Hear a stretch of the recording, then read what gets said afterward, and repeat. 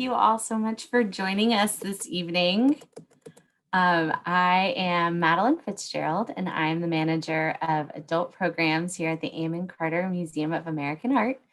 On behalf of the museum, I would especially like to welcome and thank our members who are watching this evening. It is because of your generosity that our collection and special exhibitions are free and open to everyone. If you are not currently a member, I encourage you to join by visiting our website at cartermuseum.org. Though programming is occurring virtually right now, I want to mention that the Carter is open. We are continuing to operate at a limited capacity, and we require masks for everyone to enter the museum. But tonight is the second lecture of this year's Etc. series in the art of change. We will be learning from two experts who are working to help our community reconcile with our city, state, and country's past. After their presentations, we'll do a Q&A session.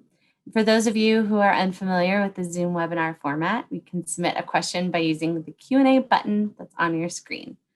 Feel free to submit questions throughout the program, and we'll do our best to cover as many as we can at the end of the talk. If you have any questions or problems during the program, please use the chat function to reach out to me. I'll be monitoring both the Q&A and the chat during the talk. And with that, I have the pleasure of introducing our guests tonight. First this evening, we will hear from Thomas Wilson Mitchell. Professor Mitchell teaches at Texas A&M University School of Law, where he co-directs the program in real estate and community development law. Prior to joining Texas A&M, he served on the faculty of the University of Wisconsin Law School as a professor with a chair in law. He's a national expert on property issues facing disadvantaged families and communities, and has published leading scholarly works addressing these matters. Professor Mitchell also has done extensive law reform and policy work, mostly prominently serving as the principal drafter for the Uniform Partition of Heirs Property Act, which represents the most substantial law reform effort in modern times to stabilize ownership of certain family-owned properties. Thus far, 18 states or jurisdictions in every region of the country, but with 8 southern states leading the way, have enacted this act into law. In addition to this work, he has helped develop federal policy proposals to help disadvantaged farmers and property owners. Recently, he was named one of 21 recipients of the MacArthur Fellowship for 2020 in recognition of the substantial impact his overall professional work as a law professor and a lawyer has had in assisting disadvantaged property owners, owners who are disproportionately African American and other people of color. Professor Mitchell is a graduate of Amherst College, the Howard University School of Law, and the University of Wisconsin Law School, where he received his LLM, or Master's of Law. This evening, he will be discussing his work and passions in relation to the Carter sculpture, The Friedman by John Quincy Adams Ward. And then after we hear from Professor Mitchell, we will then hear from Dr. Frederick W. Gooding Jr., an associate professor within the Honors College at Texas Christian University. Gooding critically analyzes race within mainstream media, effectively contextualizing problematic patterns based upon their historical roots. As such, Gooding's best-known work thus far is You Mean There's Race in My Movie? The Complete Guide to Understanding Race in Mainstream Hollywood, which has been utilized in high schools and universities nationwide. He's also the co-editor of Stories from the Front of the Room, How Higher Education Faculty Overcame Challenges and Thrive in the Academy. Gooding has stayed focused on the practical applications of equity with his 2018 book, American Dream Deferred, carefully detailing the growth and struggles of Black federal workers in the post-war era. His latest book, Black Oscar, from May 2020, expands his reach into cultural studies by analyzing African American Academy Award winners and how their narratives reflect and reinforce larger American history. This past August, Gooding was named the chair of the Race and Reconciliation Initiative at TCU, an initiative with the purpose to study TCU's experience with racism, slavery, and the Confederacy, which is actually where Dr. Gooding is right at this moment. He had a program with RRI right before this one starts, so he will be joining us later this evening. Dr. Gooding received his BA in philosophy from Morehouse College, a law degree from University of New Mexico, a master's in Latin American studies, also at the University of New Mexico, and his PhD in history from Georgetown University. Dr. Gooding will share his expertise on how our past can inform our present actions in relation to Thomas Hovenden's painting, Chloe and Sam. So with that, Professor Mitchell, thank you so much for joining us this evening to talk about your work in relation to objects in our collection. Are you ready? Sure. Thank you, Madeline, for this opportunity to present at the MacArthur Museum. So I'm going to use a PowerPoint tonight, so let me first pull it up.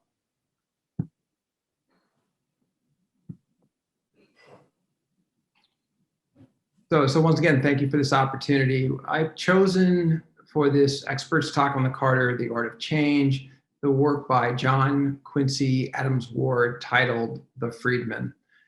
And I'm going to talk about this in the context of my work on African-American land and property ownership since emancipation until the present.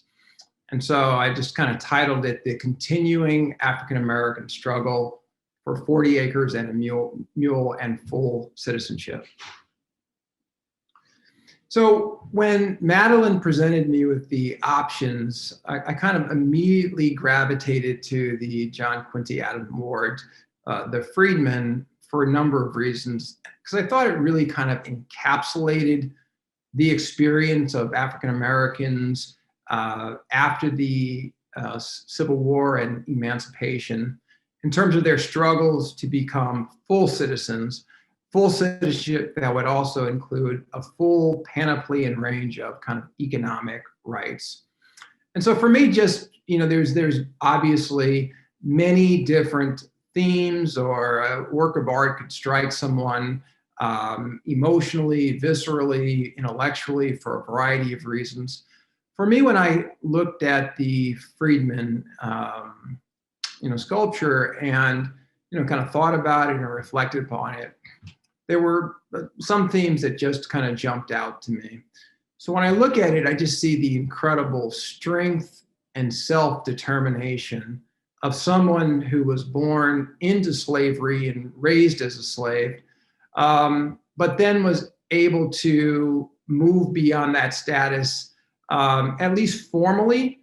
And so that you just see that for me in the sculpture. The second thing is that though there's a breaking away from bondage, that breaking away is not complete. It's partial, right? So we see in terms of the kind of manacles, one is off, however, one is still on his left wrist.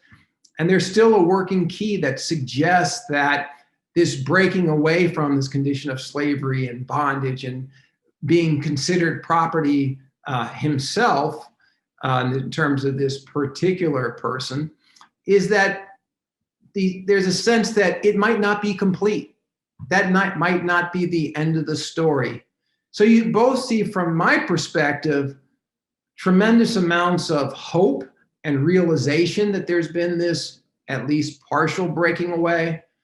But embedded on his very body is a sense of peril, that condition of breaking away might not be permanent, right? That history might not be linear. And we might have that condition, or attempts to bring back that condition might be continual. And he might slip back in, or the people he represents might slip back into some type of bondage, right? You also have on like the left manacle, there's an inscription honoring the 54th Regiment, the Black Regiment in the on the Union, and so it's both honoring that, it's recognizing their sacrifice, because that particular regiment of Black soldiers was massacred in one of the Civil War battles in South Carolina. I think it was Sumter, South Carolina. But also from their sacrifice, generations going forward are drawing inspiration from that sacrifice. So it's not just a story of kind of sadness and defeat. And so for me, this really maps onto the history of Black people in this country trying to become property owners, landowners, maybe predominantly initially at the end of the Civil War, and then homeowners too, including in all kinds of contexts, whether we're dealing with the rural, suburban, or urban. But just in terms of Black land ownership, let me kind of set the stage. So in January of 1865, General Sherman issued what's known as Field Order Number 15, which is popularly and iconically known as that 40 acres and a mule. But as it's used in this country, especially within that in the African American community, that 40 acres and a mule phrase is laden. It's weighted. There's a lot of conflict in that phrase because it both represents the hopes and the dreams of African Americans, both at the time of emancipation and today. But it also reflects that that promise was not fulfilled. And that promise wasn't fulfilled. It was pretty dramatic. January of 1865, General Sherman issues this order. African Americans think that there's going to be this major redistribution of land away from Confederates to the formerly enslaved people. But by the fall of 1865, after Abraham Lincoln's assassination, President Johnson reneges on that promise almost totally, right? And I think, as it's often used in this country, certainly within the African American community, the tendency is to think of 40 acres and a mule in the context of this unfulfilled promise, a promise that for which African Americans think that they have a moral right to have that promise fulfilled. But I think for a lot of people, they stop there that with the reneging on that promise. A lot of people in this country don't know that despite the fact that there was that reneging on that promise, between 1865 and 1920, African Americans acquired somewhere between 16 and 20 million acres of agricultural land, which was acquired in often just heroic ways because African Americans who were trying to establish economic independence in the rural South where their agriculture was dominant, right? So it was incredibly important to own land. They did this despite the fact that there was tremendous amounts of violence against folks who acquired land or those who even tried to acquire land. There was denial of credit and an ability to get any type of normal financing. And many white Americans simply refused to sell their land to African Americans. So I think it's kind of remarkable that there was that acquisition at that level.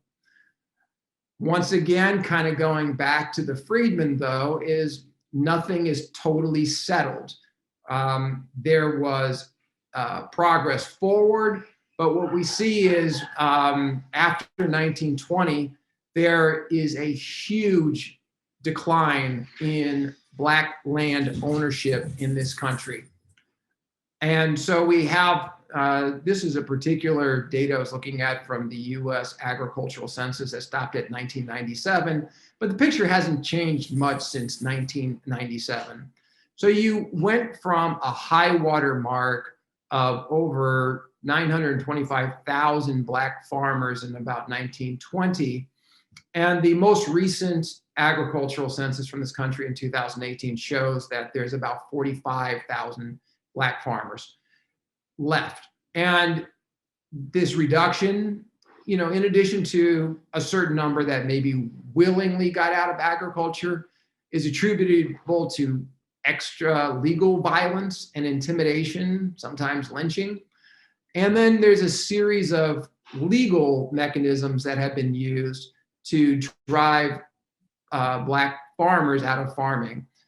A lot of that has to do with systemic discrimination. A lot of that systemic discrimination was practiced by the United States Department of Agriculture that then drove thousands of African American farmers into foreclosure. And then there's a variety of other legal techniques. One that is called the law of partition, is which I'll talk about a little bit more. What I thought is the MacArthur Foundation did about a 4.5-minute video kind of showcasing my work. I thought it might be helpful to show this. So let me see if this works. In the immediate aftermath of the Civil War, African Americans went from having the status of being property themselves to becoming property owners. Families would do incredibly heroic things because land ownership to them represented the ticket to the American dream. My name is Thomas Mitchell, and I am a property law scholar. There's, unfortunately, the sad fact that as more African-American families became landowners, more of them became a threat to a society that was structured along white supremacy lines. There have been a variety of legal mechanisms that have been used to displace African-Americans from their land. The process that I focus on is a property law called the law of partition. So my best example of this is Hilton Head Island in South Carolina. What held Hilton Head Island back, so to speak, was that it was not connected to the mainland. So it was remote. And that was the case until the early 1950s, when the state of South Carolina funded a bridge project. And immediately you had a number of real estate developers. They could see the potential of Hilton Head. And at the time in the early 1950s, the majority of Hilton Head Island was owned by African-American families. And these real estate developers and speculators just started preying upon one family after another. And one of the major tools they used was the law of partition. At the time the African-American families first acquired ownership of this land after the Civil War, the overwhelming percentage of them did not have any practical access to lawyers. So if you own property and you don't make a will, your property will be transferred to your successors under a tenancy in common.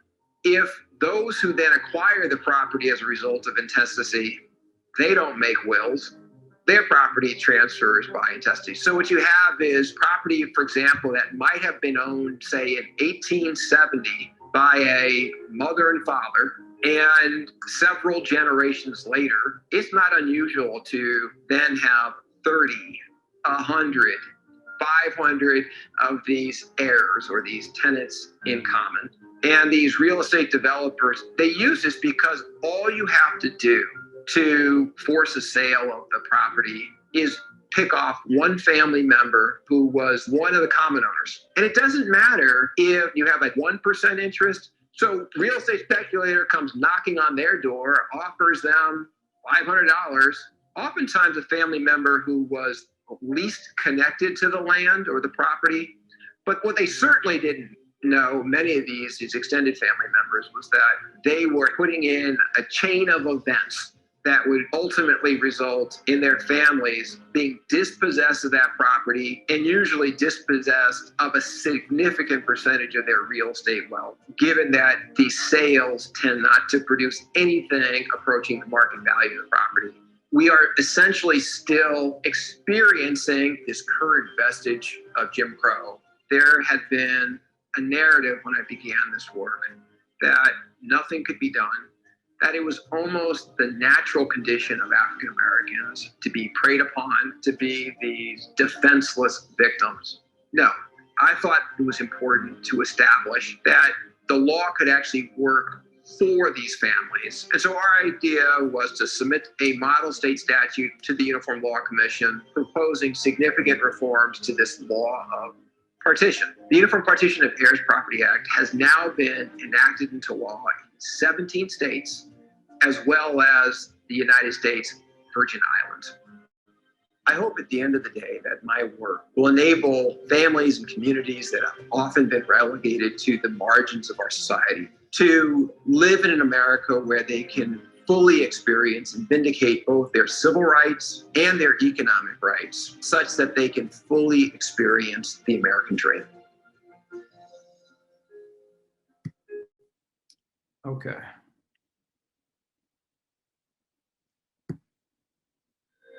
Oh. All right. So one of the points that I wanted to make is that this law of partition, I'm sorry, this is going to be slightly a law school lecture, so I'm going to try to keep it simple, right? Is that this law of partition impacts a broad range of property owners, African Americans in rural parts of this country and urban parts, but also poor whites in places like Appalachia, low income Latinos or Latinx, and Native Hawaiians and some Native Americans. There are some drivers that are not necessarily race specific. You're talking about the folks who are vulnerable or low income or low wealth. They lack access to affordable legal services. They have low rates of will making or estate planning. And their property is property that typically when they acquired it was not considered prime real estate. But over time, the real estate values have substantially spiked and appreciated. So sometimes this is rural property that is on the urban fringe, in the path of new development, conversion of agricultural land for commercial or other residential purposes, or it's gentrification within cities. So even though it impacts all kinds of property owners, irrespective of their race or ethnicity, African Americans are disproportionately impacted. And part of that is, as COVID-19 is revealed in this country, we have a tremendous number of various racial gaps in our country. Obviously, a racial gap in healthcare. We have racial gaps in K through 12 education and higher ed matter. We have gaps in the criminal justice system. One of the least well-known gaps is we have a significant gap in this country in the rates of will making.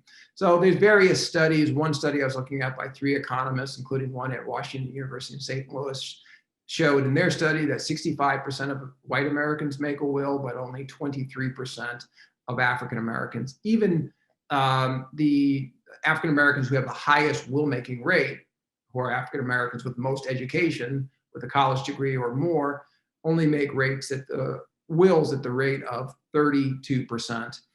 Because there's such a low incidence of will making, African Americans who own property, when they die, and if they have 2 or more relatives who are their heirs, will take ownership under this form of ownership, this tenancy in common, which is known as the most unstable form of common, what we call like group ownership or common real property ownership in the United States.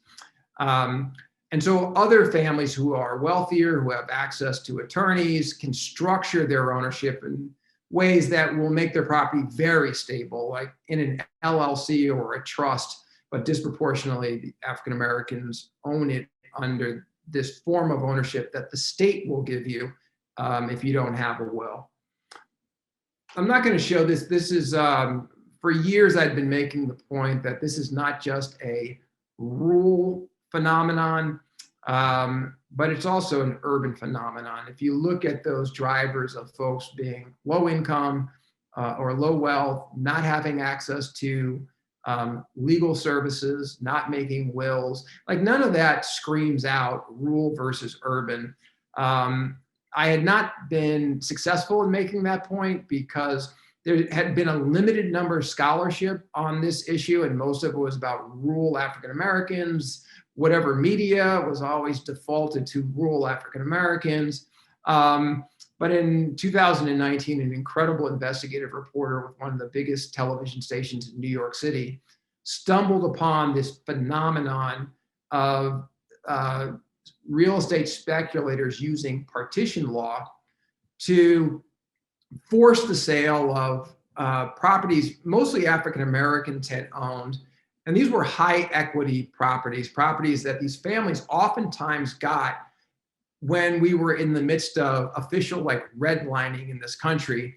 So those families, they were privileged within the African American community because they became homeowners, and they often had to do so by buying in cash. So these properties were paid off a long time ago, and they have just rapidly appreciated. And speculators now have been targeting these families. So let me just talk a little bit about my reform. And so this might be the last heavy like law slide, hopefully, is that this reform enables when a speculator or developer buys out one family member and tries to force the sale of this land, it gives the other members of the ownership group of the family the right to buy out the fractional interest of the speculator who is seeking to force a sale. The law also, if we're dealing with rule law, strengthens the law in terms of requiring a court to order a physical division of the property as opposed to a forced sale, which had been a historical preference that had been eroded over time. And then the last thing is that we could come up with a new sales process. The sales process in every state and the District of Columbia had been a state-mandated sales procedure called either a judicial sale or a sheriff's sale, where there would be an auction at a courthouse with little notice to the public, no ability to inspect the property, and the winning bids almost always had to be paid the day of the auction in cash without being able to finance the winning offer. And so predictably, the sales prices were well below market value. I kind of was looking around as I was the principal drafter of this model state statute called the Uniform Partition of Heirs Property Act.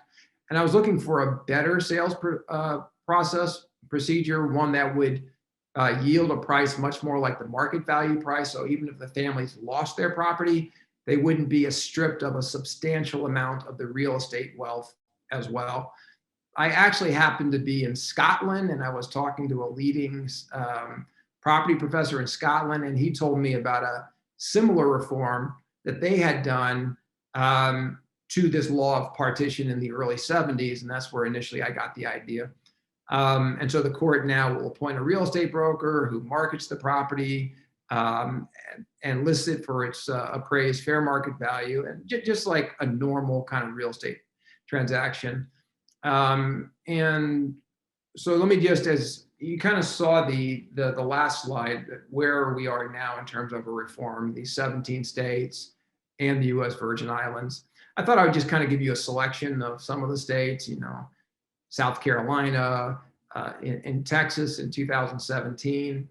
We got our bill passed unanimously through both chambers of the Texas legislature. On the Senate side, it was sponsored by Senator Royce West from Dallas. But we had a Republican sponsor in the House from Waxahachie. And like I said, it passed unanimously. New York was in 2019.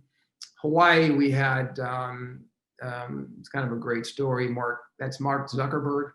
And essentially Mark Zuckerberg filed a bunch of these partition actions the day before our act was going to become the law on January 1st, 2018, because he wanted to force the sale of 10 or 11 native Hawaiian properties located in the kind of the internal boundaries of his huge estate on the island of Kauai.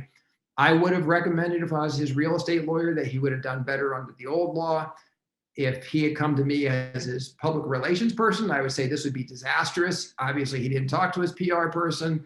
He filed these lawsuits, and there was a firestorm of negative media against him, including headlines that he was trying to get around my law. And he ended up backtracking and dismissing almost all those cases. In Virginia, I'll give anybody points if they can identify the person who's right behind Governor Ralph Northam at this ceremonial signing they did at a historic African-American farm in central Virginia. And so I think just the last thing is just in terms that we've seen a significant number of bills introduced in various legislatures, and we have 6 jurisdictions in the current year. We'll have more. California, we just got a bill introduced last week. Where the momentum of the bill has led the organization that produced or promulgated my model state statute, the Uniform Law Commission. Now they've taken on and decided to pursue a second drafting act. They only approve about 3 to 5 a year. This year they approved 3 out of the 50 to 60 proposals, but based upon the success of our first act, they approved the second one.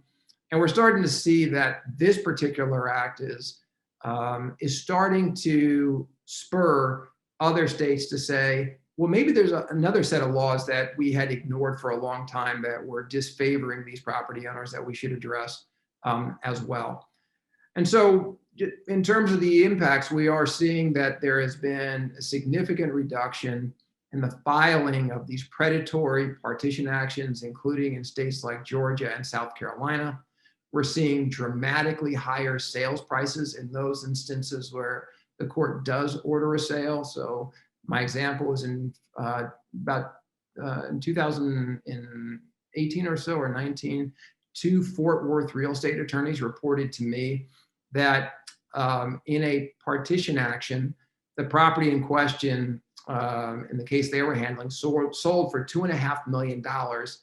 But all the lawyers acknowledged that if they had used the old law, the sales procedures for the old law, the property would have sold for at most $1 million. And so this is my last thing, just kind of trying to tie this up. Once again, I think the John Quincy Adams Award, the Friedman, is just really encapsulates the experience of African-American landowners and property owners, right? So I showed you that severe reduction in the number of Black farmers and Black-owned farmland in this country. We have a parallel in terms of home ownership, and it's kind of a sad fact, right? That at the time that the Federal Fair Housing Act was signed into law in 1968, this was supposed to address systemic discrimination in housing. There about 41% of African Americans were homeowners at that point. And today, the homeownership, the last time I checked was about 9 months ago, the homeownership rate for African Americans was below the homeownership rate in 1968 at the time the Federal Fair Housing Act became law. Today, we have the greatest gap in Black and white homeownership rate we've had since the federal government began collecting data. So it's depressing, right? And that is the manacle again with the key that we've seen that sometimes we've now been locked again.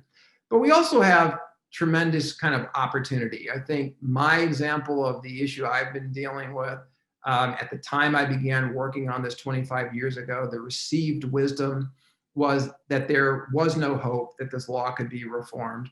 And there was some data for that, or some experience. There had been attempts for 30 years in a number of southern states to substantially reform this law of partition, and they all failed.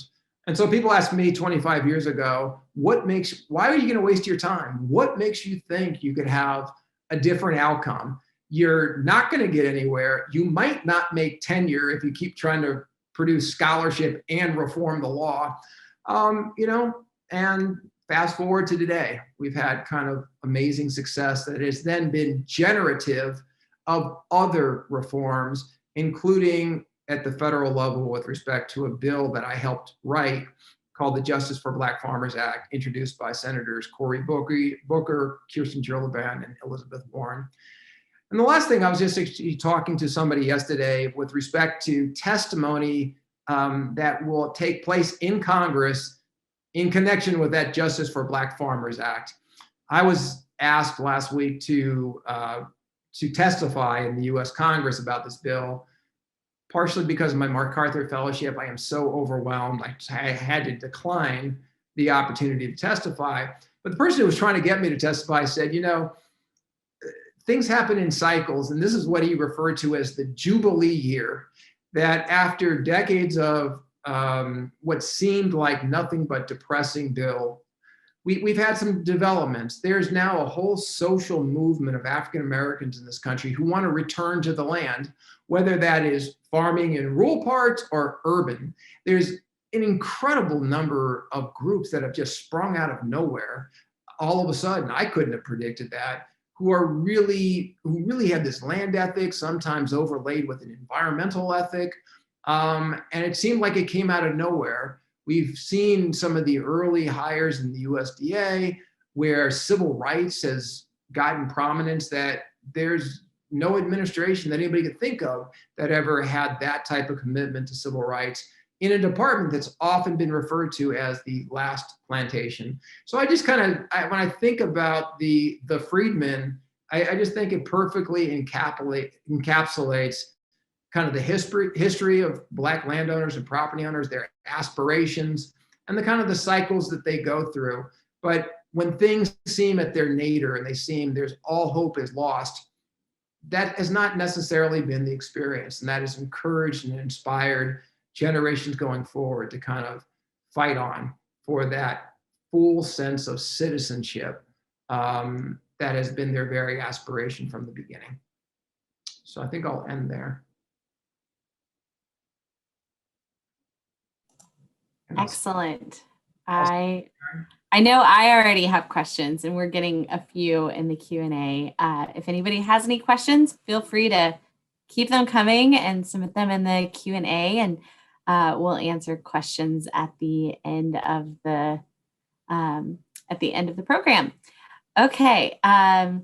So Dr. Frederick Gooding, you have the floor.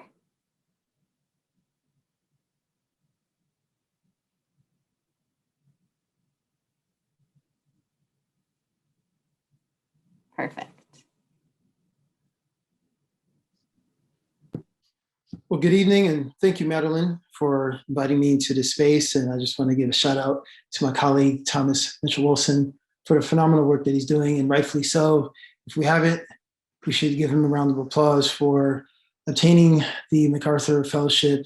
It's colloquially known as the Genius Grant, and it's one of those deals where your lifelong work is recognized by peers and colleagues, and I just think it's just a high honor, and it's definitely exciting to be in this space, talking about how art inspires us, right? And so what I would like to do is hopefully just add to this conversation that's ongoing before we open up for a little Q&A in terms of talking about art that is indeed residing at our local M. Carter Museum here in Fort Worth, Texas, and how it relates to my passions as far as, my research and, what it is that gets my engine going, from a professional research perspective.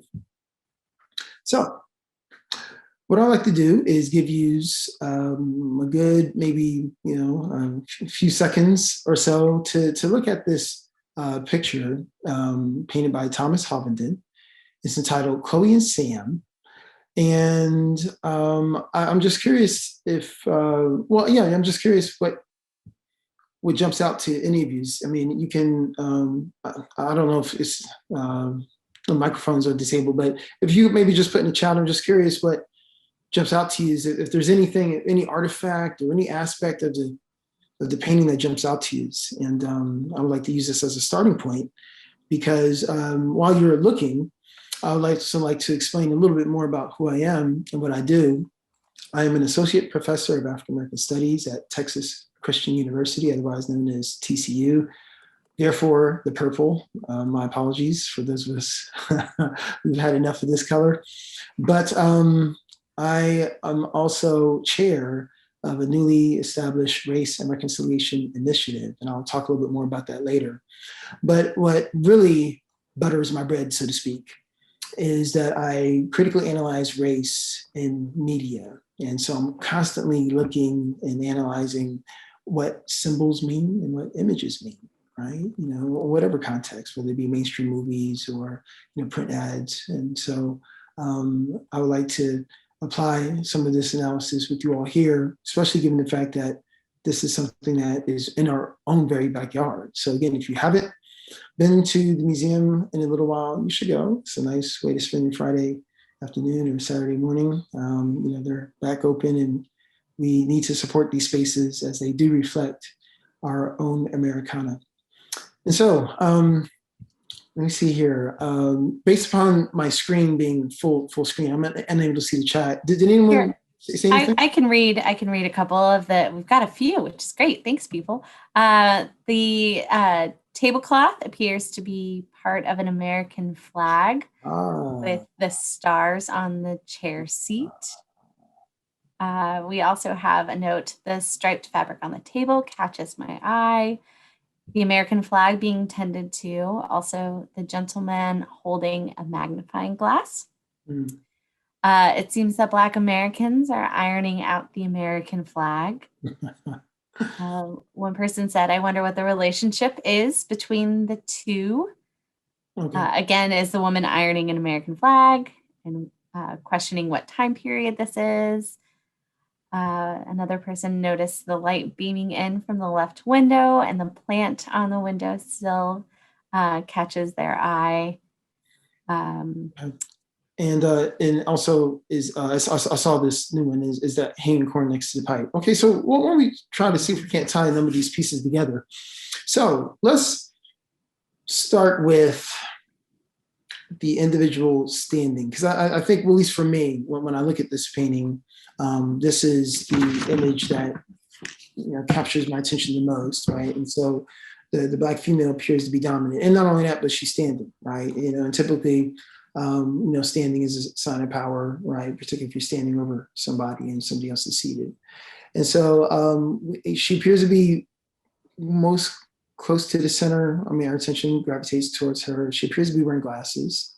And for me, just that look in her face, she looks quite serious, like quite studious, right? And what I want to back up and say is that Thomas Hovenden, tragically, his life was cut short, due to a train accident. They say that he was trying to save a 10-year-old girl at the train tracks. But the idea is that he was Irish, and I think that's significant because when we talk about image and perspective, this idea that he comes from, maybe this larger narrative of outsiders, right? Remember, there was a time, and if you read the book by David Rediger, right, before the Irish became white, so there was a time when Irish were not fully accepted in society. Now it's a little bit different in terms of our Irish immigrants, our Italian immigrants, and our Jewish immigrants, are able to parlay into this larger idea of whiteness, at least, from the outside looking in, even though if you are within the in circle, it's very clear, that there's still cultural norms that are observed. But the idea is that he had this different perspective, A, and B, not only that, but his wife, her father, what apparently the claim to fame was their home was a stop on the Underground Railroad. And he actually painted a lot of his work in that very same barn that served as a citadel, as a respite for those who were seeking freedom. So he was already of a certain orientation in terms of, trying to maybe see the humanity in all people, right? And not be, shall we say, limited by color. But, I think what's fascinating is that he also just had this style of quiet interiors, right? And the next painting I'll speak about, I think echoes this in some ways. But so let's return back to what we're saying about the interior right now. So quiet interior, right? Not a whole lot of activity, right? Not a whole lot of activity. But still, I think what's so very significant about this painting and what makes it perhaps, dare I say the word revolutionary at the time, is this idea that it's showcasing what we would now call as Black interiority. I mean, think about it. I still think, are working on our verbiage and nomenclature. What do I mean? Well, oftentimes it's very common for many of us to say that there were slaves working, during the, this early period in American history. I would actually take umbrage with that. They were not slaves, they were enslaved, right? Because see, here's the thing, like when you say they were, there's just, oh, so-and-so owned 300 slaves, it's almost as if you're, not almost, but you're dehumanizing the individual. So they're now, like just like a chair, a pencil, a desk, oh, there's a slave. No, these were people with thoughts, people with ideas, people with aspirations, right? I mean, because think about it. I mean, in so many ways, we take for granted the humanity of the enslaved.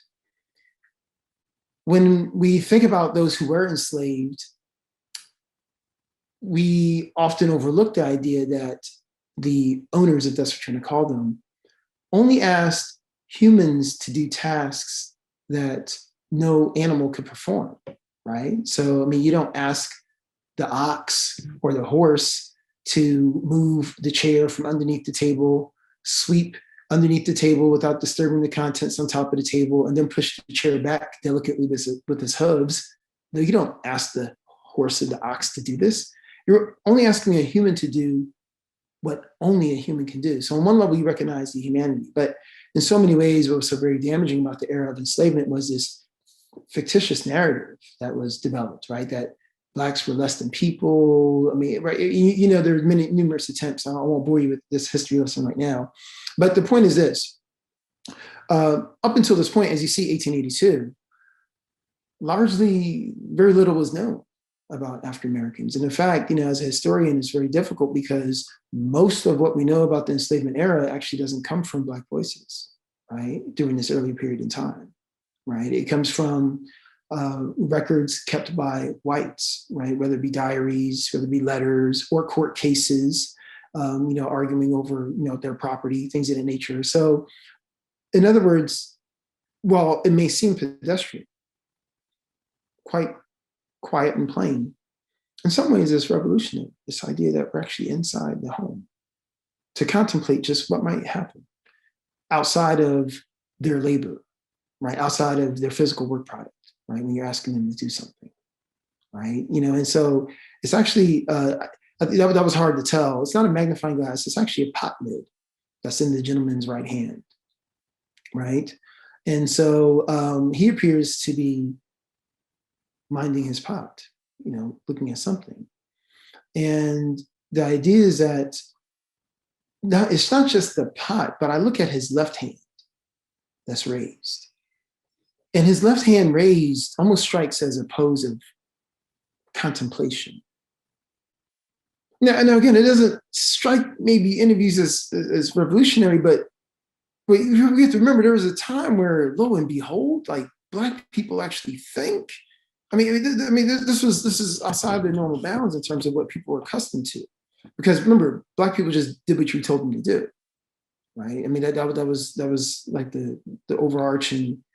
I mean, and that was the thrust behind the Black codes. I mean, even because for so many of us, there's this idea that okay, when we ended enslavement, woof, we're never done. No, in so many ways, hell had only begun, right after the era of enslavement. When you look at the convict leasing system, when you look at the rampant vigilantism in terms of the KKK having founded after enslavement. Remember, you weren't hanging and lynching people during the era of enslavement. Those Black bodies were too valuable at that point in time, right? And so, I mean, in so many ways, I mean, and also think about what Thomas Mitchell Wilson was talking about.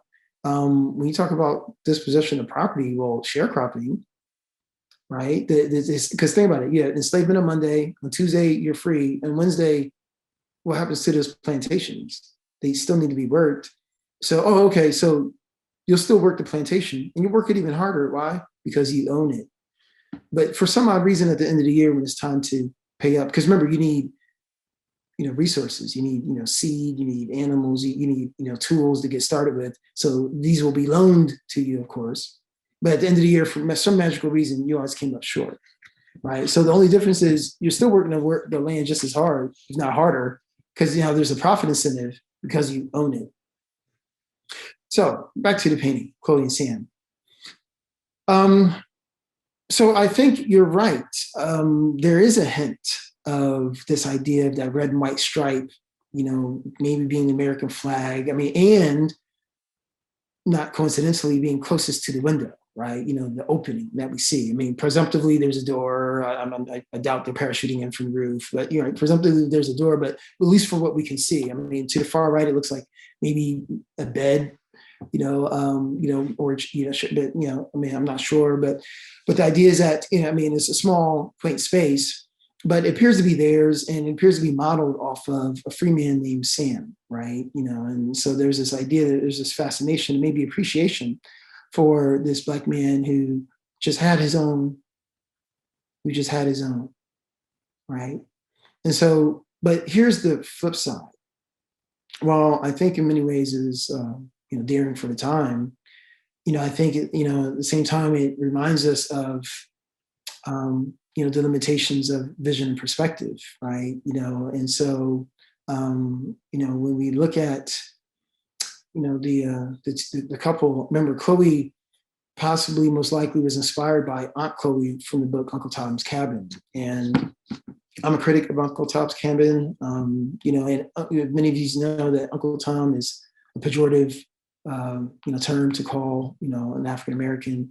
And only because of this idea, right? Because Uncle Tom's Cabin is written by Harriet Beecher Stowe.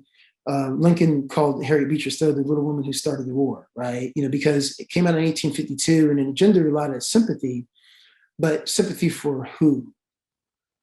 The faithful, dutiful, overly religious Negro.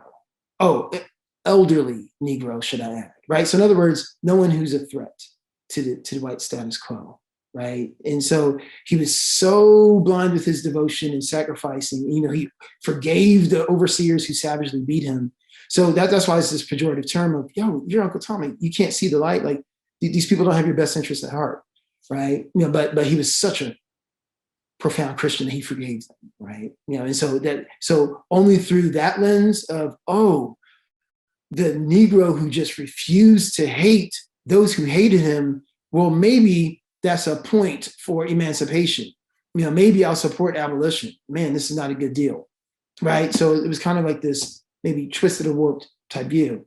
And so the idea that he was inspired by Uncle Tom's Cabin and not Chloe, I think that's something we just need to be mindful of, right? I think also this idea that, that they're centered around cooking. For me, when I see her with the glasses and, the Chloe character with the studious look, it reminds me of this other idea. And I know it may sound a little random, but I think it's relevant. I always say facetiously to my classes that the cure for cancer is where? Somewhere in the ghetto. And what do I mean by that? What I mean is that the cure for cancer is walking around in the ghetto, but we'll just never know it because why? This individual, for whatever reason, has been unable to be in a position to gain a 1300 SAT, a 31 in an ACT, and gain admittance into the Honors College of TCU, right? So they'll never be in the lab and they'll never have the benefit of exploring research. But when I look at her face in the glasses, she strikes me as a woman of intelligence.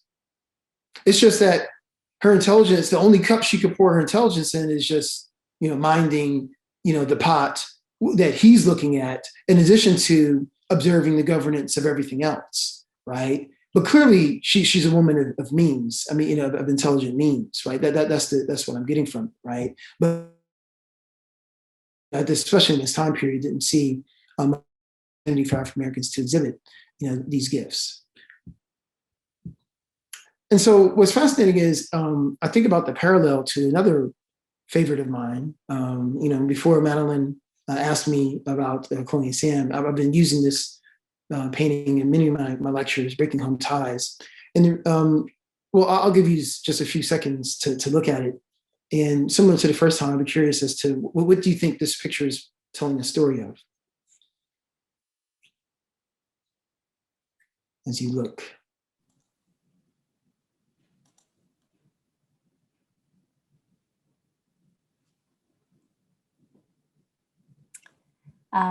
We've got one comment, maybe a son leaving for war.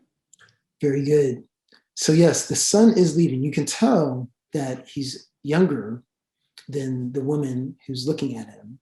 And so presumptively the woman is his mom, right? And off to the right behind the young man is, we believe, his father, right? So Breaking Home Ties. So this was a commentary about the move towards urbanization and industrialization, right? This idea that, we talk about, well, when Thomas Mitchell Wilson was talking about this idea of owning farms, that it was, it was becoming tougher and tougher for many people to survive. And so therefore the idea was with urbanization, industrialization was, well, let me go to the city to stake my claim, right? And therefore the birth of the Horatio Alger myth of by plum luck and hard work, maybe I'll be able to make it, right? And I think, what's fascinating are the parallels between the two, whereby in both pictures, the woman is standing and the male is sitting, right? This idea of interiority. There's a couple more figures in this picture, and I think what's interesting is to see the parallelism of, the posture of the dog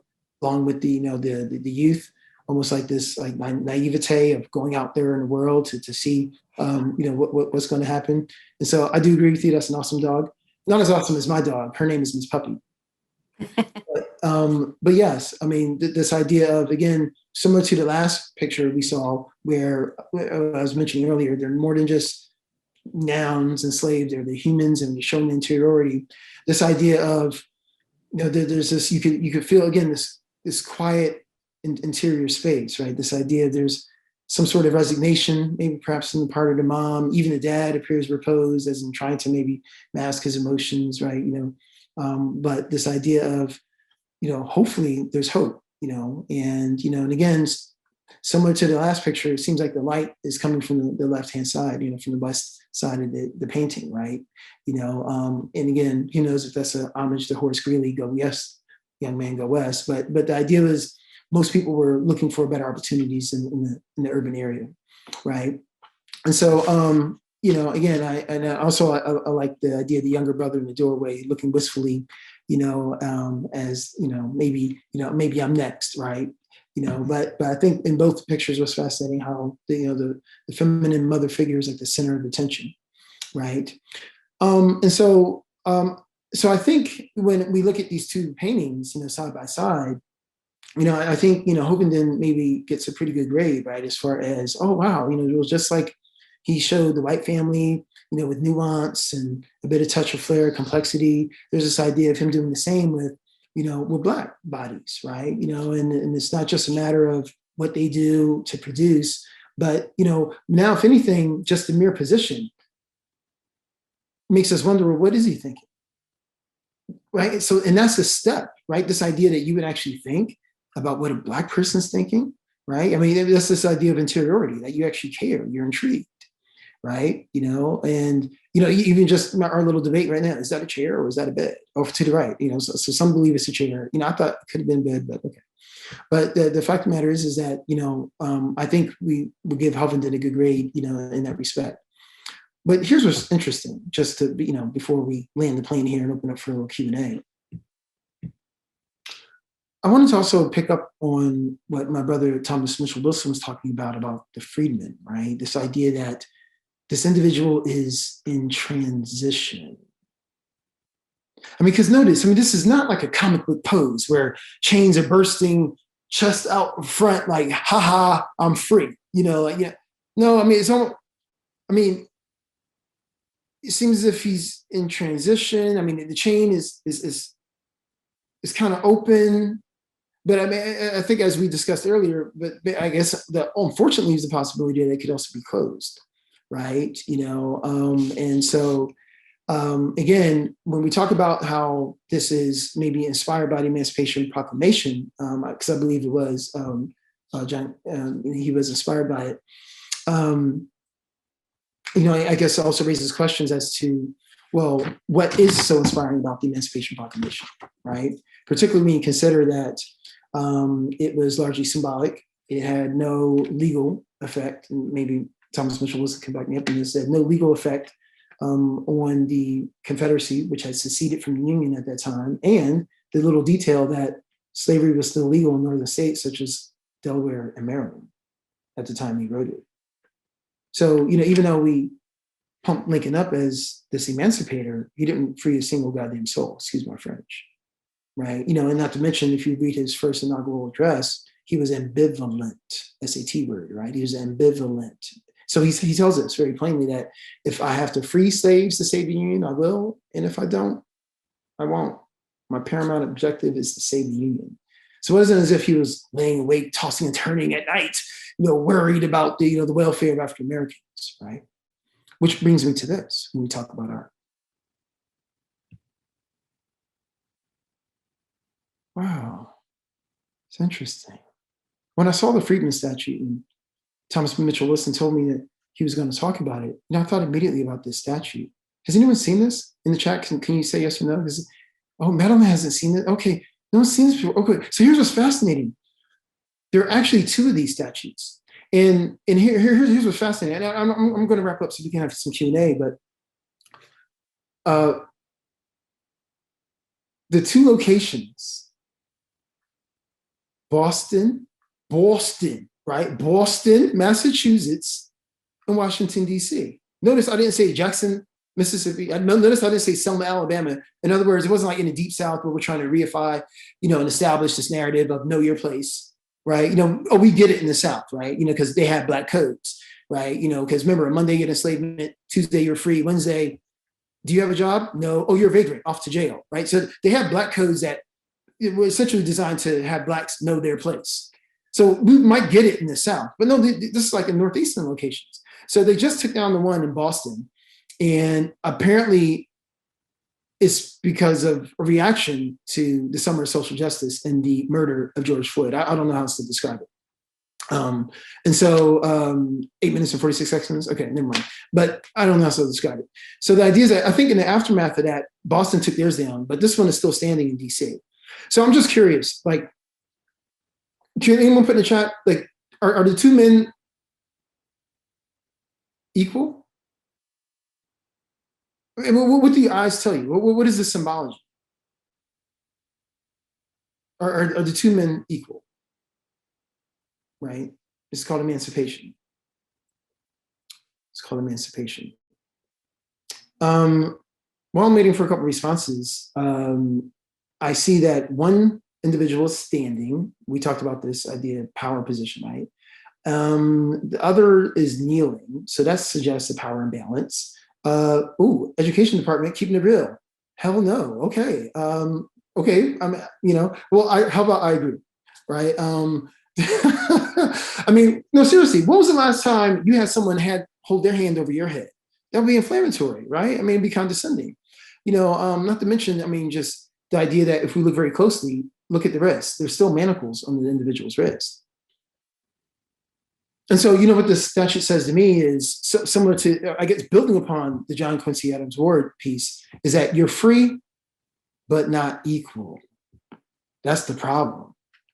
You're free, but you're not equal. That's the problem, right? Yeah. And so remember, and this is over half a century after emancipation when this statute was dedicated. This is the Roaring 20s. Remember, we had electricity. What was more modern than electricity? Wow. Right? So everything is relative in terms of this idea of progress, perhaps. Right? So, in wrapping up, I just wanted to point out that I'm not condemning necessarily the artists of old, but if anything, I just want to confront our audiences of today.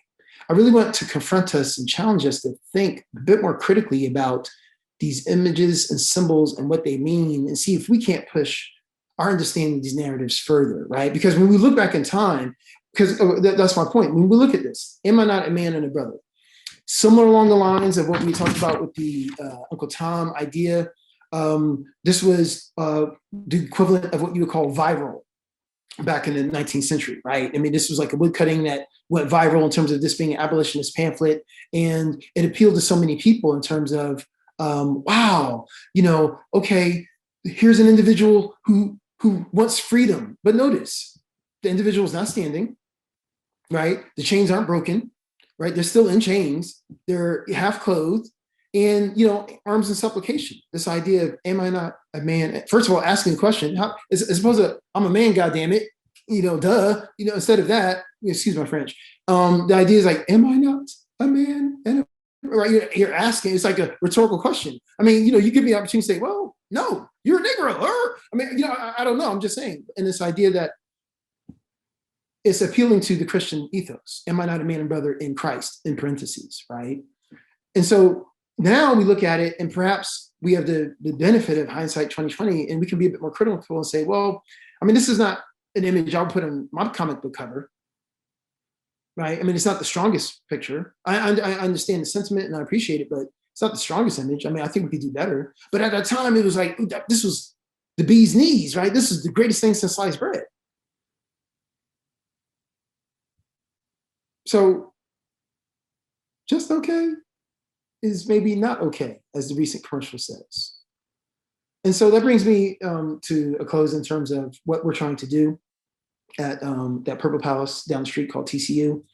We're attempting to tell not just the history, but the whole history, right? You know, and in doing so, I think we have to acknowledge, I mean, the reason why I came late, party people, was that I just was in a virtual keynote with TCU alum LaDamian Tomlinson, and he was just talking about how there's going to be some pain associated with the process, right? There's going to be some embarrassing, darker chapters, but I think in order for us to be in the best position to move forward, we have to embrace the history and not erase it. The methodology of we'll just conveniently ignore it. I mean, I don't know if that's helping. You know, I think, you know, if you fall, you go to the doctor, you want that x-ray to tell you exactly what's going on with your ankle. Elsewise, you run the risk of injuring yourself further if you don't know exactly how to treat it. And so what we're doing with the TC Race and Reconciliation Initiative is looking to have this conversation. If you are interested in history, if you're interested in TCU, or just interested in doing the right thing, by all means, please reach out to us. We plan to share what we've found in this first year on April 21st, otherwise known as Reconciliation Day. So stay tuned. Because in closing, I know I said it like 4 times, I'm sorry. But no, seriously, in closing, when we look at these pictures, again, what we want to do is allow these artists to continue to speak to us. And it's not a matter of, you know, condemning and criticizing the limitations of the Thomas Hobden, because again, I mean, you know, we're all limited in our perspective, and that's why I need a mirror, right? You know, I may have missed a spot, right? You know, we're limited, right? But you know, I think he made an effort. He made a step, you know, to push the narrative. And if anything, we can reflect on these art pieces to ask ourselves, well, are we looking as deeply as we need to look? And, you know, 50 years from now, are our grandchildren going to shake the finger at us and say, well, you call that diversity? Like, how come you didn't say more or do more about it, right? So it's, rather than be upbraided by our grandchildren, maybe we can start asking those critical questions now. Because we want to be aware of what is hidden in plain sight. And the next time you go to the Andrew McCarthy Museum, all you have to do is go right across the street to the Will Rogers Memorial Center to see a standing memorial or mural of Black, presumptively enslaved, picking cotton. It's still up, still there for you to see, hidden in plain sight.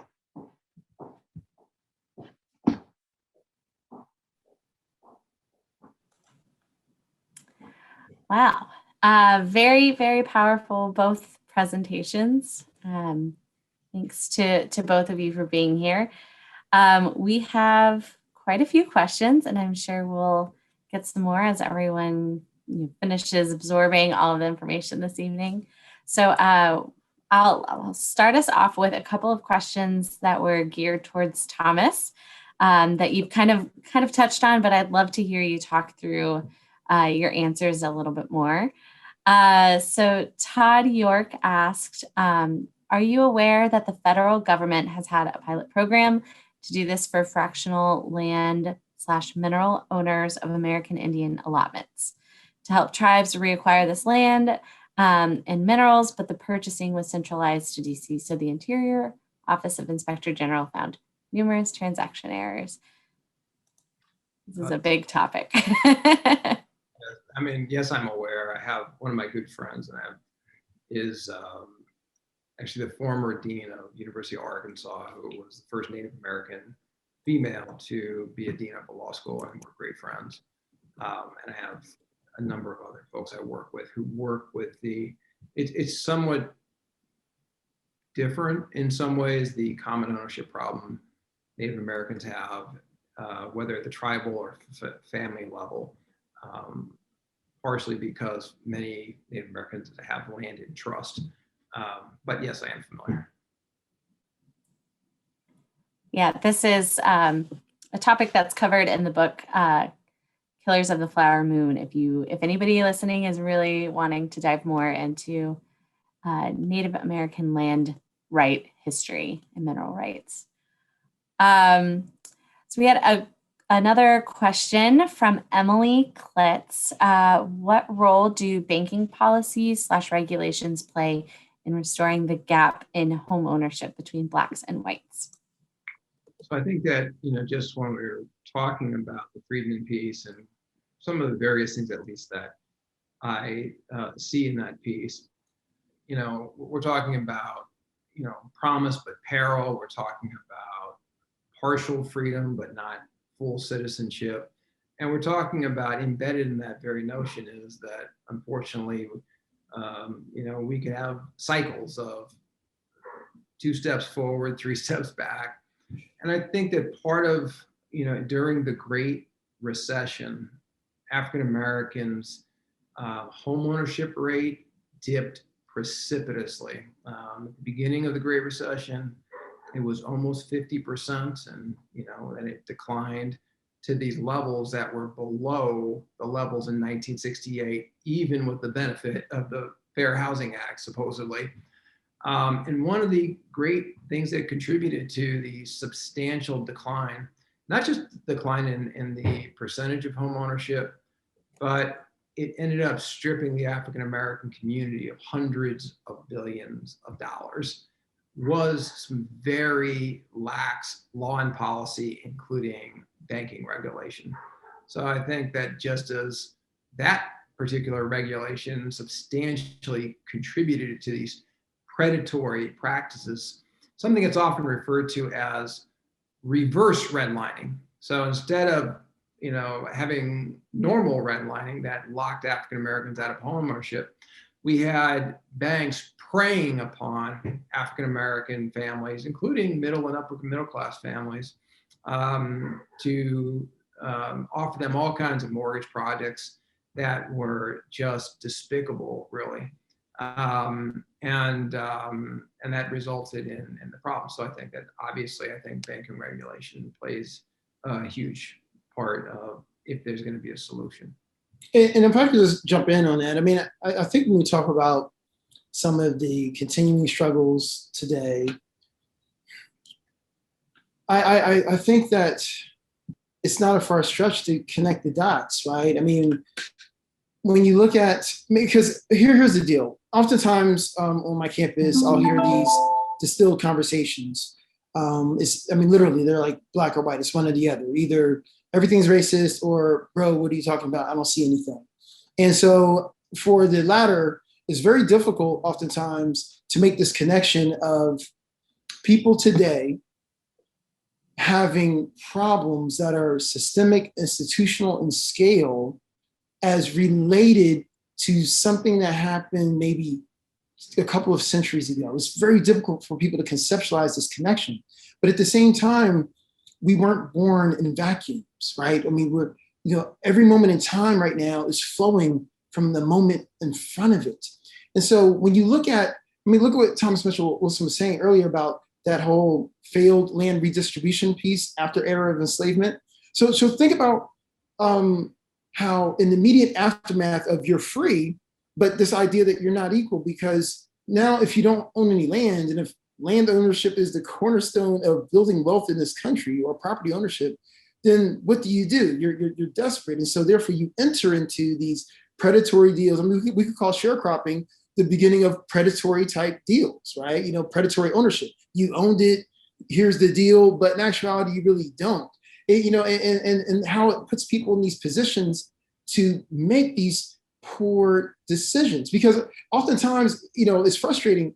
I'll listen to AM talk radio, I'll watch, other news stations, and I'll hear all these critiques well, if only they knew better, if only they had invested it, why would they take that mortgage with that? Why would they take out?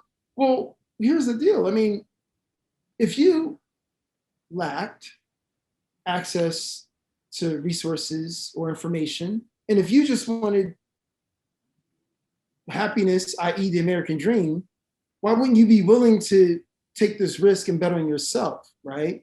And so that is in and of itself is not irrational.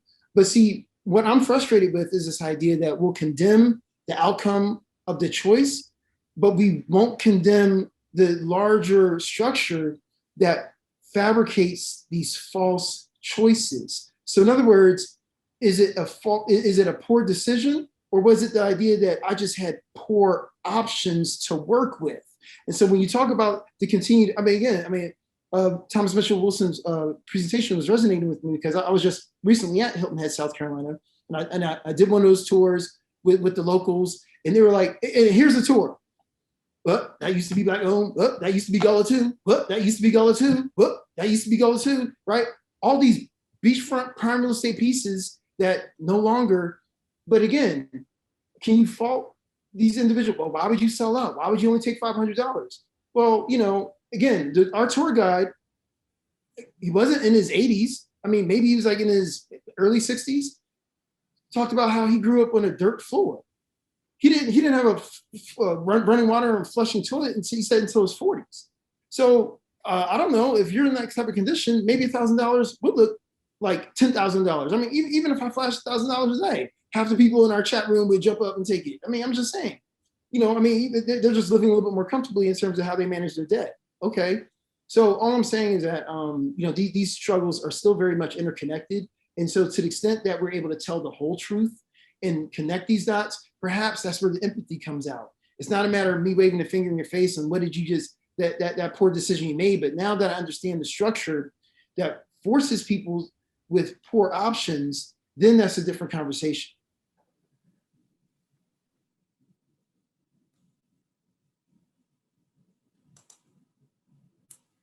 All right. Is there another question? Let's take a quick look.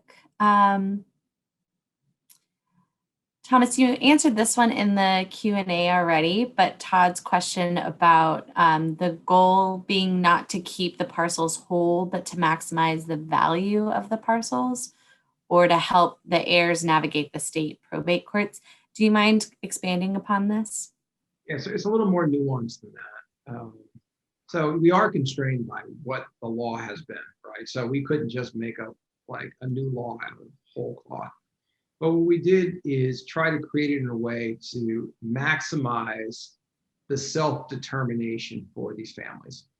And so I know a number of families, and I would say the majority that I've known, they want to maintain ownership, whether it's a single family home in West Atlanta or Oakland, California, or Chicago or Harlem, wherever.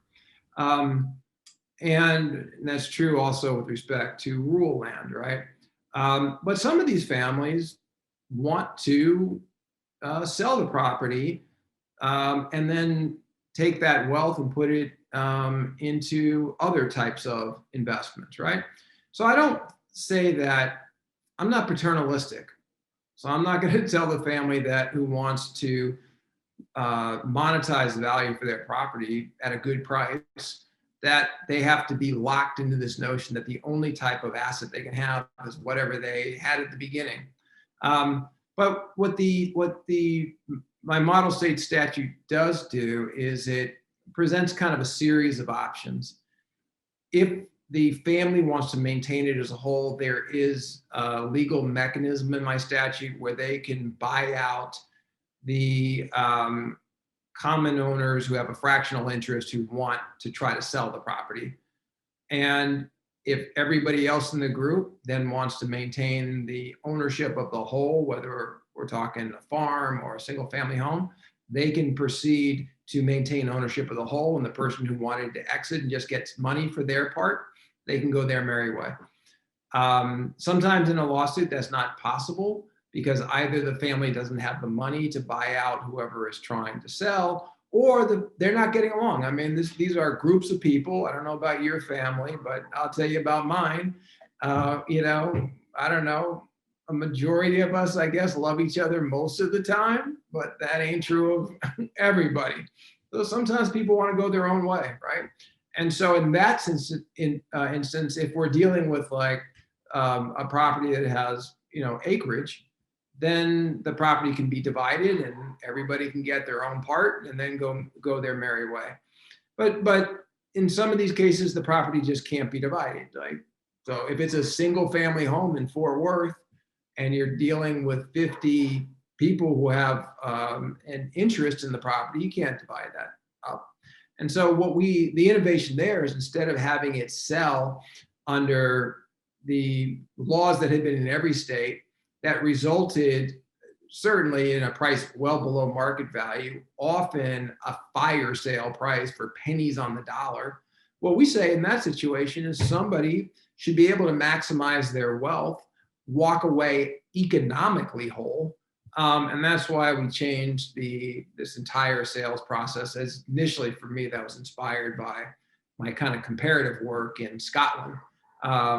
And so, and in that case, that's what we do. So it has these kind of what I think of as a hierarchy of remedies.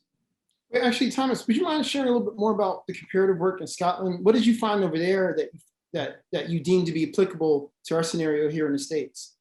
Yeah, so I think, so one of the things you have to understand is the large part of the law in general, but certainly property law in the United States, we got from England. So, so this whole form of ownership that I, mentioned, that sounds, I don't know, very legal tenancy in common, that comes from the English system. And so I'll just kind of, tell you one thing in this. So this organization that produces these model state statutes, it's called the Uniform Law Commission. It's the oldest organization in the United States that has developed model state statutes. It's done about 425 in its 129 years. Most lawyers or law professors, when I talk about it, their eyes glaze over. So if that's the lawyers, everybody else is going to glaze over.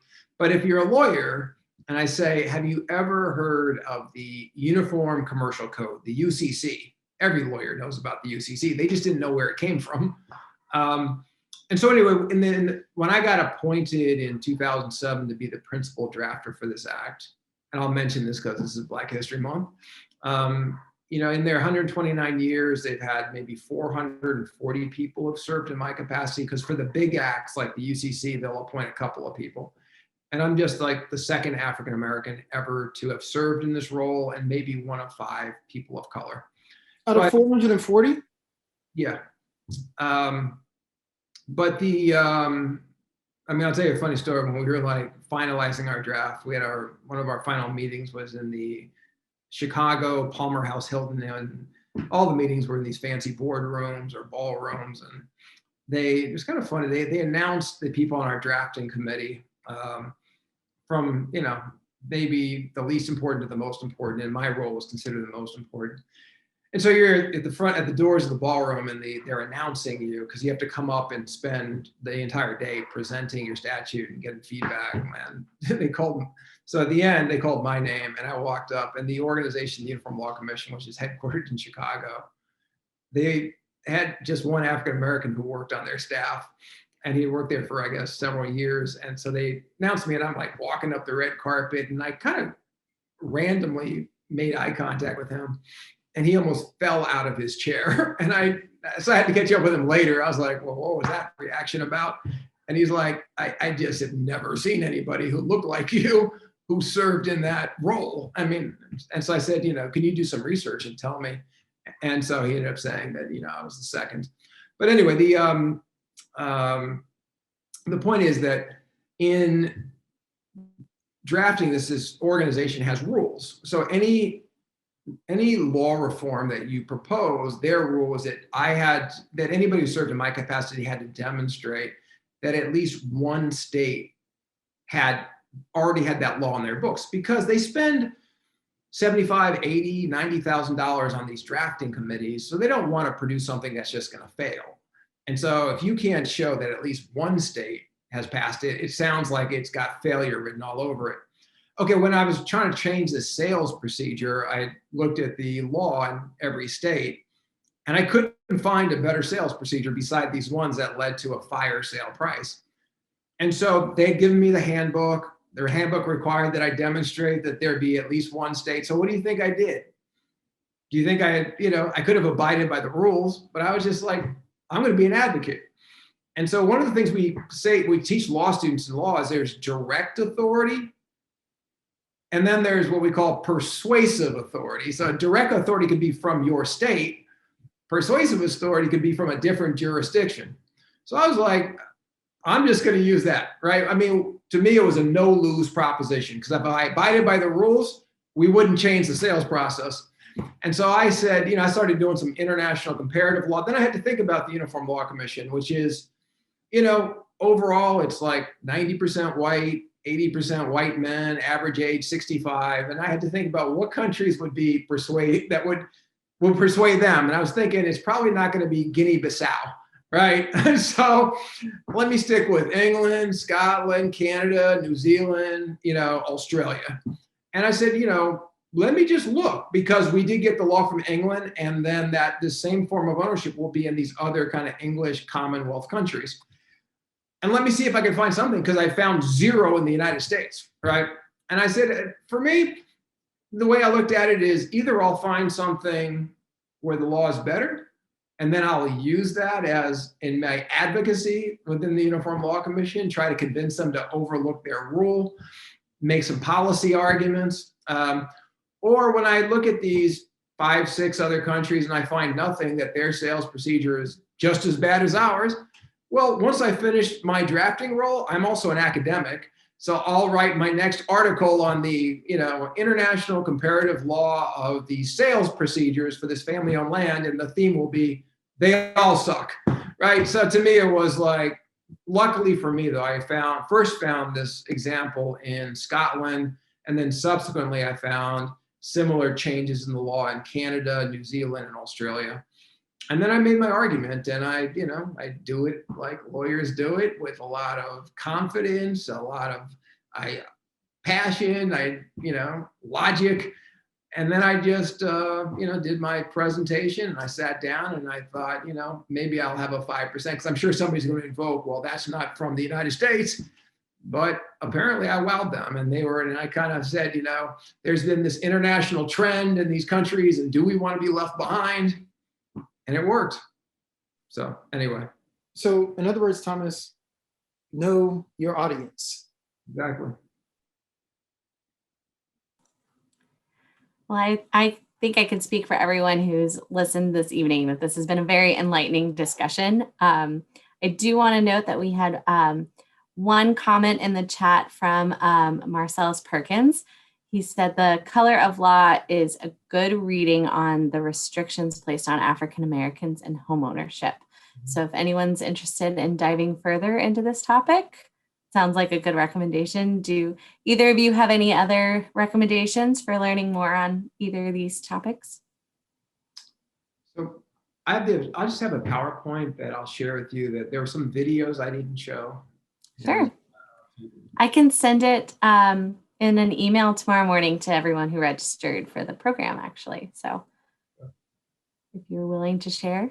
And my recommendation would be the book by the Pulitzer Prize winning Isabel Wilkerson, Cast. And so if you're curious about the connections that we've been talking about as far as symbol and image over time, I think she does a quite superb job in just laying out how these strands are very much interconnected in more ways than one. And so again, I would just like to encourage all those in the audience to keep watching what you're watching, because there's still so much hidden in plain sight.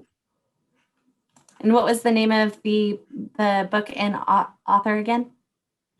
Cast, C-A-S-T-E, by Isabel Wilkerson. She's known for her Pulitzer Prize winning book, The Warmth of Other Suns. Which is a great book. Where she talks about the great migration of African Americans looking for opportunity. Oh, and one of our fans, Gwen, said she's going to be speaking on a Zoom with the Modern on the 13th. So something for all of us to continue our discussions.